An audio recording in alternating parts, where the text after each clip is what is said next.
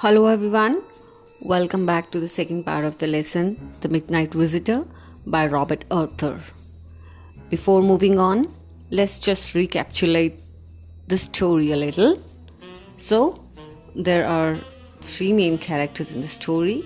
One is Archibald, the other one is Max, and the writer, Fowler. Yes, the main character is Archibald, who is expecting a very important report on missiles. Another secret agent, Max, threatens him with a pistol, demanding the report. And Fowler, who's a writer who has actually come to write about secret agents, and he meets Archibald in a French hotel, was actually feeling very bored because he found that Archibald is actually not like other secret agents. He just find him as an ordinary man. Archibald is a fat man who lives in the top floor of a hotel, and is not at all like the secret agents. Archibald takes Fowler to his room where they meet a frustrated guest, actually Max, who demands the secret papers from Archibald. He was also having a pistol in his hand. Now let's read and find out what happens next. Archibald moved to an armchair and sat down heavily. "I'm going to raise the devil with the management this time, and you can bet on it," he said grimly. "This is the second time in a month that somebody has got into my room through that nuisance of a balcony." Fowler's eyes went to the single window of the room. It was an ordinary window, against which now the night was pressing blackly. "Balcony?" Max said, with a rising inflection. "No, a passkey. I did not know about the balcony. It might have saved me some trouble had I known." "It's not my balcony," Archibald said with extreme irritation. "It belongs to the next apartment." He glanced explanatorily at Fowler. "You see," he said, "this room used to be part of a large unit, and the next room, through that door there, used to be the living room. It had the balcony, which extends under my window now. You can get onto it from the empty room 2 doors down, and somebody did last month. The management promised to block it off, but they haven't." Here, Archibald talks about the balcony. He tells Max and Fowler that there's a balcony below the window of his room. He says that once earlier also a man entered his room through the balcony. Max glanced at Fowler, who was standing stiffly not far from Archibald, and waved the gun with a commanding gesture.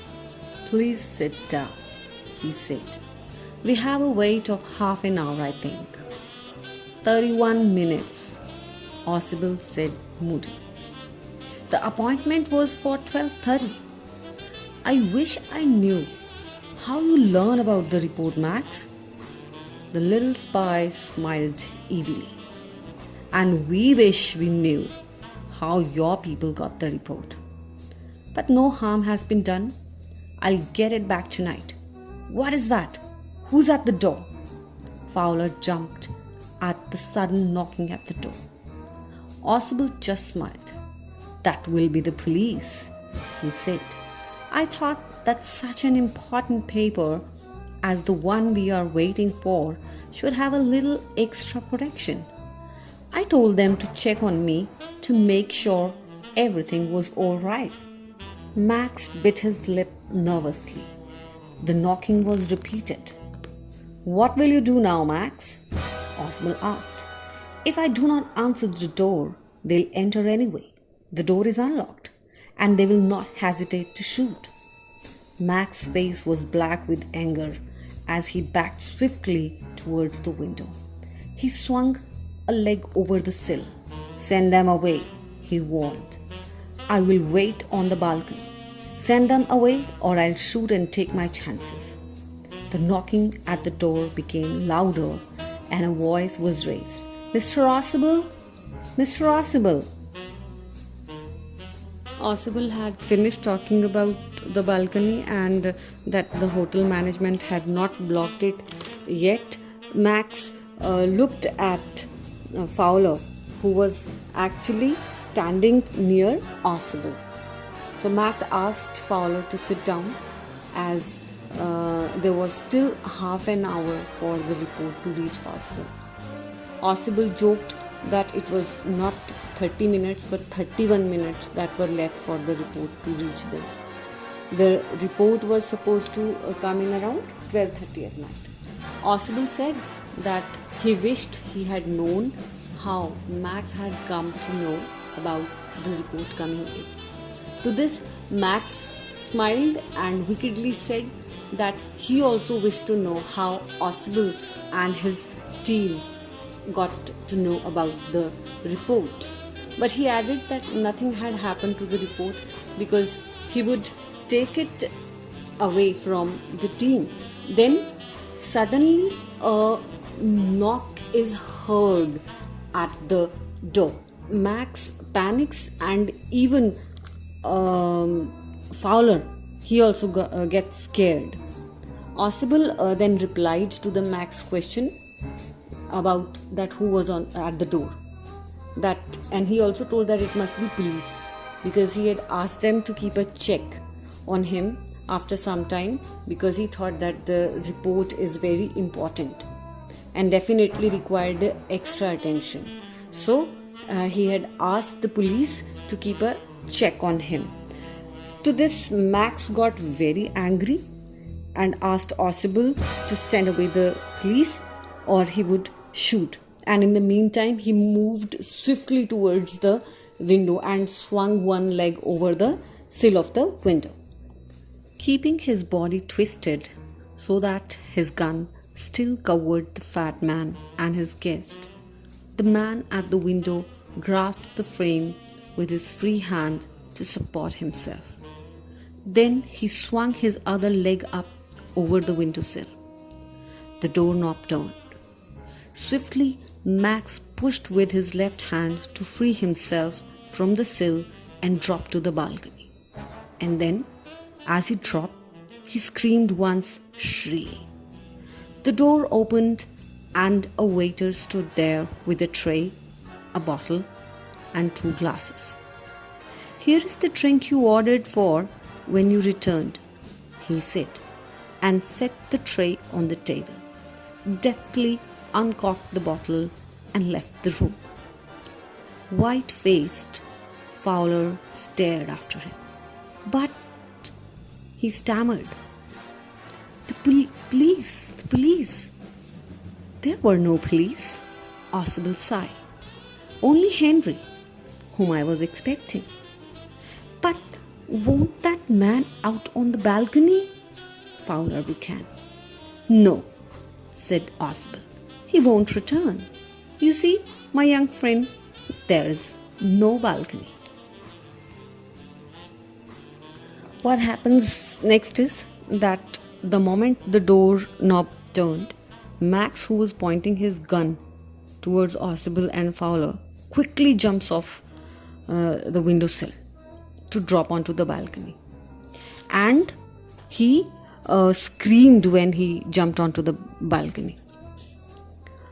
But Fowler, who was surprised to see that there was no police but waiter with a tray, he asked Ausable about the police, to which Ausable said that he ordered a drink when they returned and he waited for Henry, the waiter.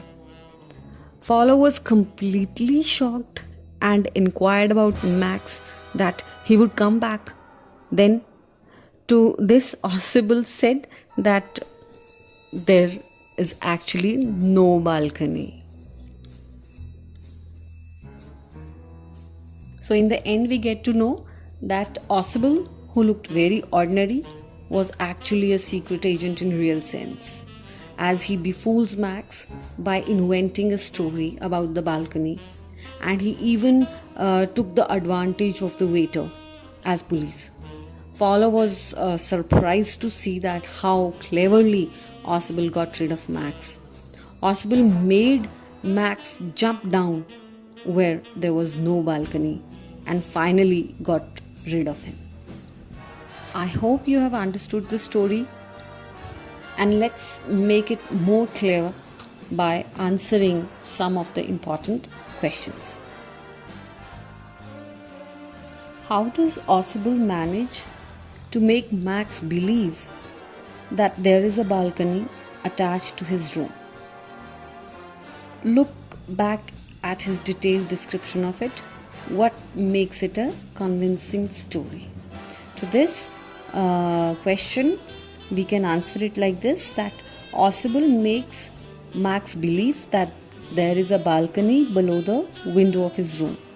He says that once earlier also a man entered his room through that balcony.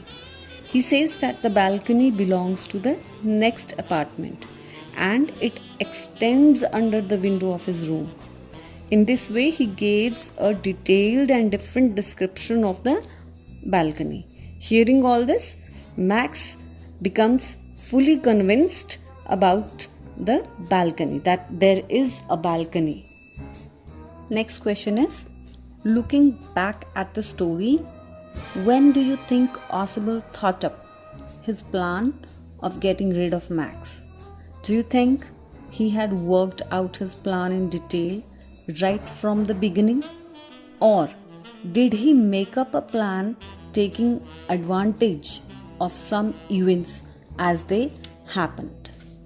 So what we can say is that in the answer we can just talk about Ausable, that he is an extremely intelligent secret agent. When he enters his room, he finds there's a man with a pistol in his hand. But he remains very calm, very cool. He immediately invents the story of the balcony. He makes Max believe that there is a balcony below the window of his room. Ausable knows that the waiter will knock at the door in a short while. So when this happens, he says that it could be the police, and Max gets frightened. He jumps onto the balcony to hide himself. Thus, we see how Ausable takes advantage of the events as they happen. So he had not made his plan beforehand. Was there any balcony outside the window? How can you say that? There wasn't any balcony outside the window. There was no balcony outside the window. We come to know of it when Max jumps out of the window. He gives a loud scream when he finds nothing under his feet. One more question can be asked, like, how did Ausable get rid of Max? Ausable invents the story of the balcony. There is a knock at the door. Ausable says that it could be the police. Max jumps onto the balcony to hide himself, but as there's no balcony, he falls down. Thus Ausable gets rid of Max. In the beginning of the story, Fowler felt disappointed with Ausable. So we can just ask a question, that do you think Fowler had the same feeling afterwards or during the end of the story? And you have to give the reasons for your answer also. So Fowler's thinking that Ausable completely changes in the end. He finds that Ausable is a perfect secret agent.